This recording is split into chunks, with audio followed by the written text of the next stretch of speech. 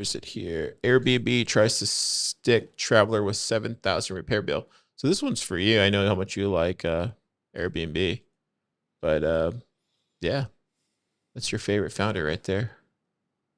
What do you think about this, Keon? Apparently, The Guardian reported that an AI enhanced images became commonplace for selfies on social media. One woman found that her Airbnb host likely used the tech to try and scam her out of $1,000 in a false damage claim. This is insane. I don't know how. Here, let me see if I go to The Guardian. It looks like they have it here. Oh, so this is the picture here. So this shows right here how cheap and easily available artificial intelligence is. So this is the picture here. Mm-hmm.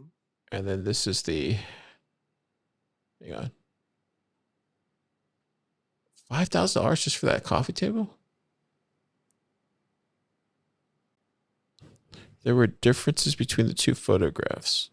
I don't see much of a difference on them, though, to be honest. Uh, yeah, they do look pretty similar. So I don't know. The concept is scary enough. You can kind of imagine someone doing that. Let's really look at this, though. The differences appear subtle, and it could just be an angle thing. But they do look like the same picture to me.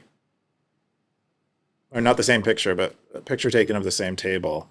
But a wood cracking that way would be very odd. Is the I think the bigger point. It's like I don't I you can imagine it cracking. It wouldn't crack that way, though. No, I don't think it'd crack along several different independent planks like that. And it would crack here at the top, like over here. Yeah, yeah, some vulnerable point like that.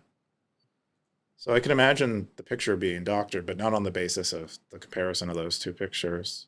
Do you think this is good news for Airbnb or bad news for Airbnb?